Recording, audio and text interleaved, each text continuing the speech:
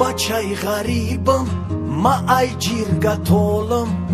در ملکی بیگانه بسیار مشکل ای حالم ای وطن دورگویم بی پر بی بولم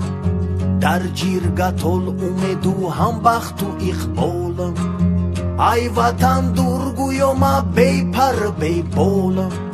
در جیرگتول امیدو هم بخت و اقبالم در ملکی بیگانه شده ما افغان